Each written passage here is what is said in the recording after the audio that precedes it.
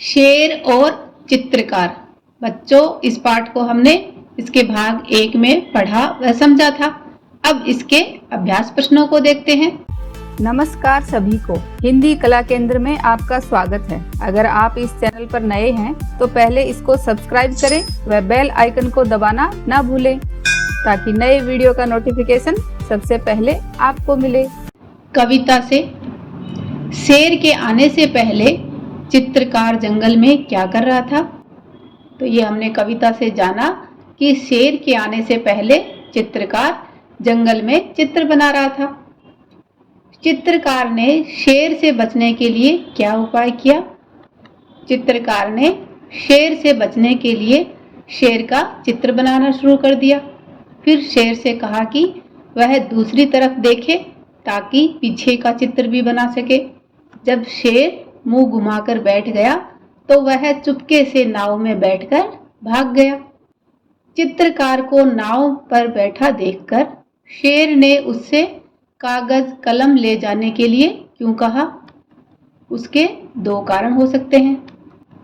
शेर उसे पकड़ना चाहता था क्योंकि उसने शेर के साथ धोखा किया था, क्योंकि उसको बोला कि मैं पीछे से चित्र बनाऊंगा और इतने में भाग गया था।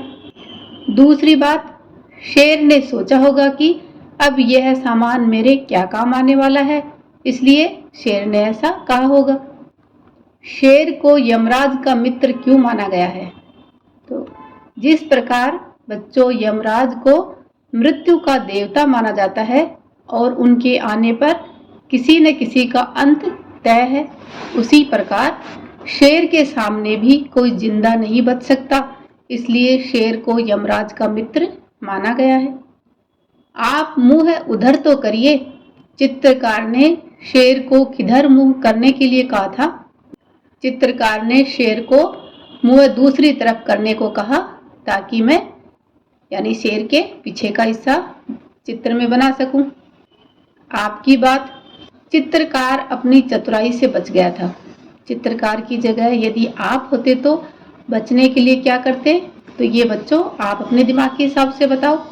यदि मैं वहां होती, ऐसी स्थिति में फंसती, तो किसी पेड़ पर चढ़कर अपनी जान बचाने की कोशिश करती।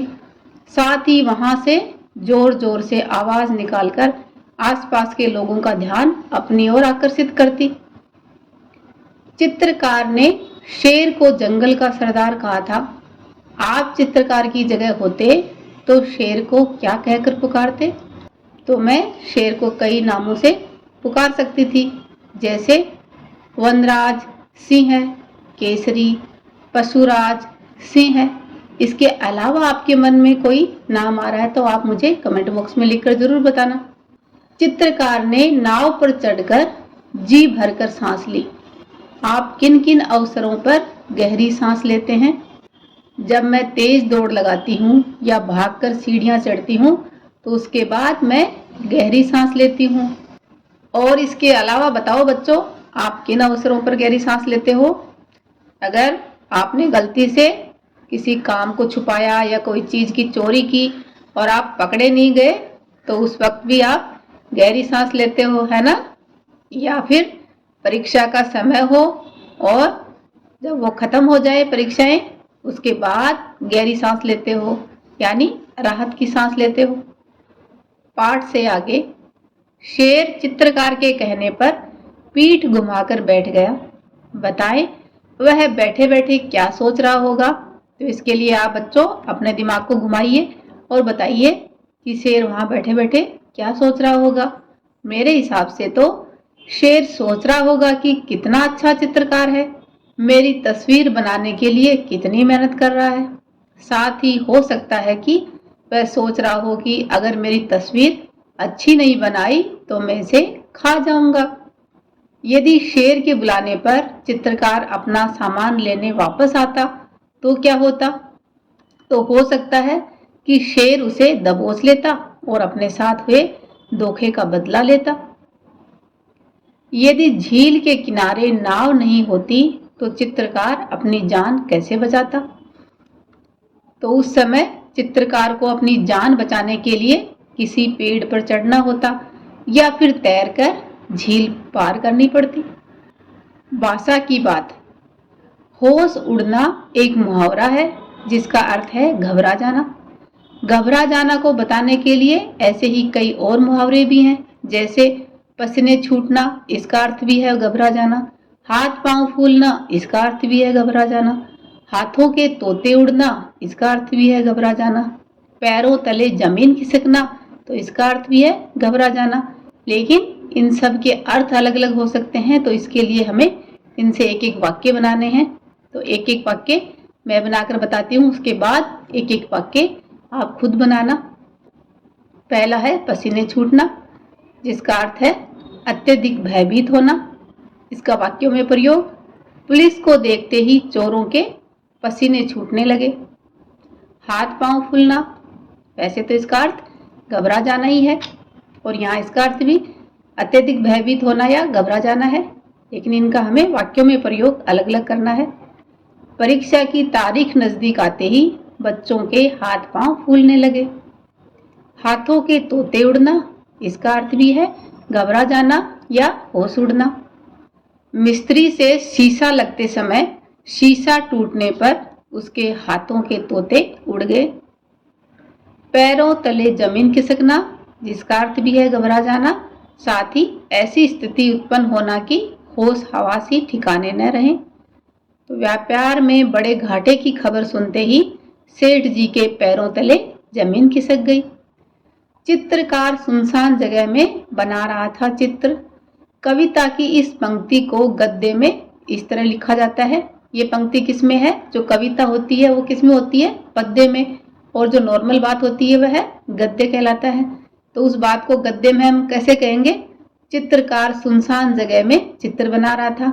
तो आप भी इन पंक्तियों को गद्य में लिखें, यानी साधारण भाषा में हम इनको कैसे लिखेंगे?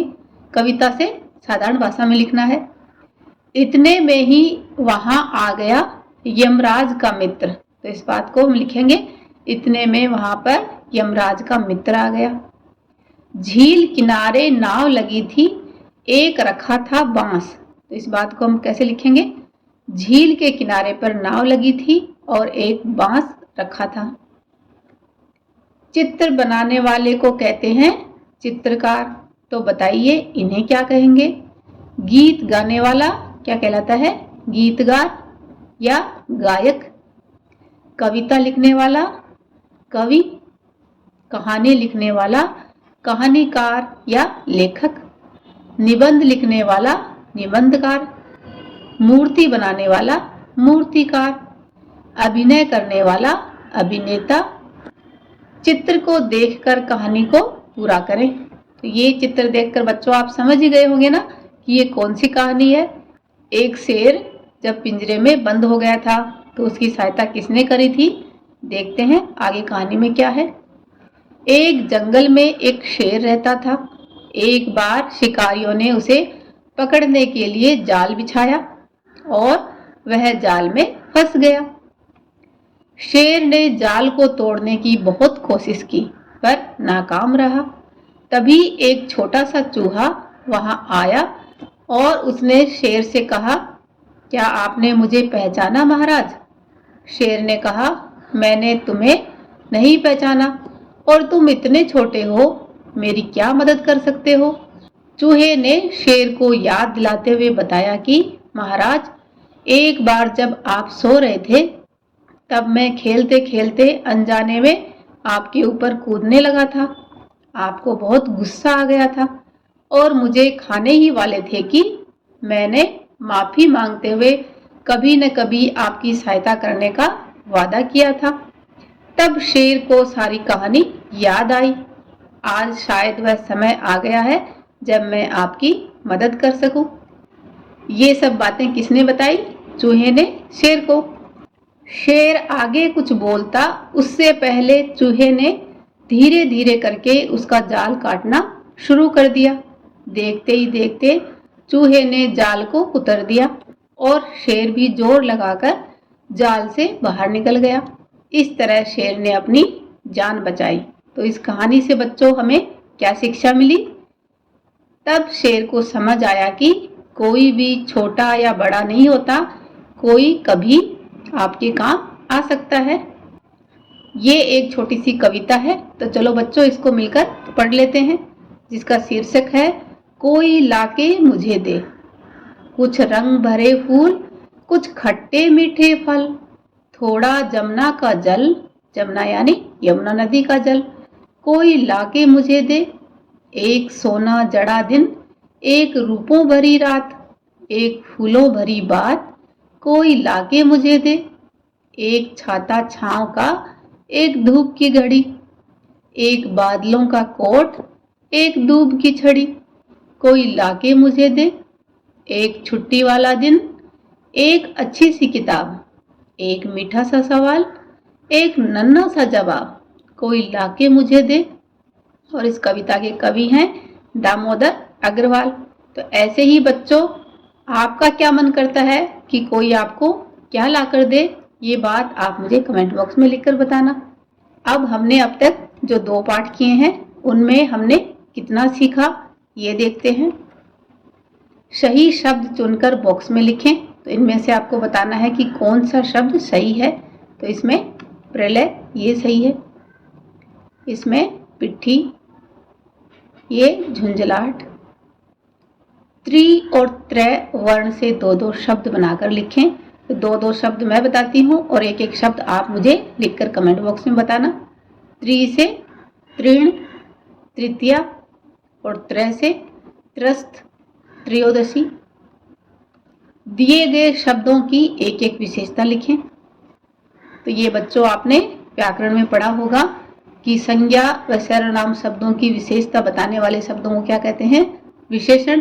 तो आप मेरा विशेषण का ये वीडियो देख सकते हैं। तो यहाँ पर हमें बतानी है इन शब्दों की एक एक विशेषता।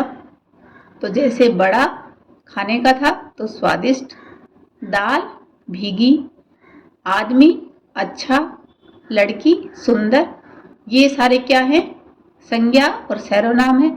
और यहाँ पर ये सारे इनकी विशेषता बता रहे हैं। निम्नलिखित मुहावरों का वाक्य प्रयोग करके लिखें। पापड़ बेलना, जिसका अर्थ है कष्ट में जीवन बिताना, यानी बहुत परिश्रम करना। वाक्य में प्रयोग, दिल्ली में अपना तबादला करवाने के लिए रमेश ने बहुत पापड़ बेले। टेढ़ी खीर का अर्थ है मुश्किल काम या जटिल काम, जिसका वाक्य में प्रयोग होगा, दिवाली के समय रेल में सीट मिल पाना बड़ी टेढ़ी खीर हो गया है।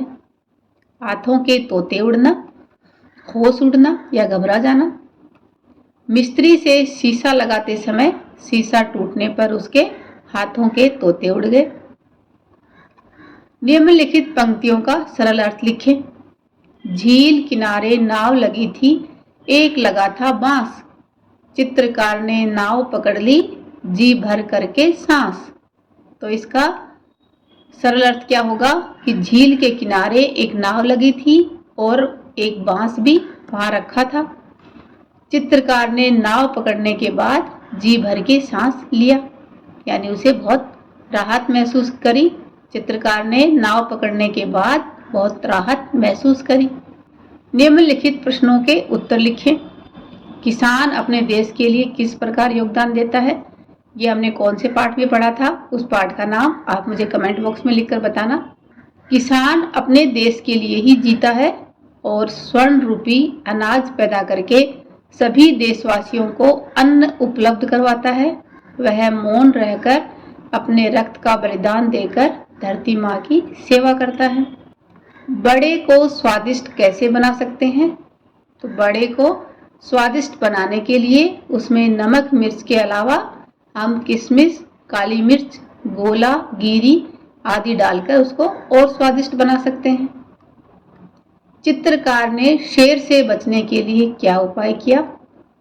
चित्रकार ने शेर से बचने के लिए शेर का चित्र बनाना शुरू कर दिया।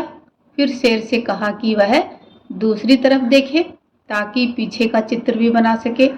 जब शेर मुंह घुमाकर बैठ गया तो वह चुपके से नाव में बैठकर भाग गया। बच्चों, इस पाठ को एक बार फिर से पढ़ें व समझें। चित्रकार को चित्रकारी के लिए सुनसान जगह क्यों पसंद आती है, इस बारे में पता करें। जंगल में जाने से पहले हमें क्या क्या सावधानियां ध्यान में रखनी चाहिए, ये बात आप मुझे कमेंट बॉक्स में लिखकर बताना। सुझाव व सुधारों के लिए कमेंट बॉक्स में लिखें। अगर हमारे वीडियो बन ही रहे हैं आपके फेवरेट, तो फिर क्यों ना करें इनको लाइक, सब्सक्राइब और रिकमेंड। हमें और बेहतर बनाने के लिए आप कर सकते हैं कमेंट। धन्यवाद।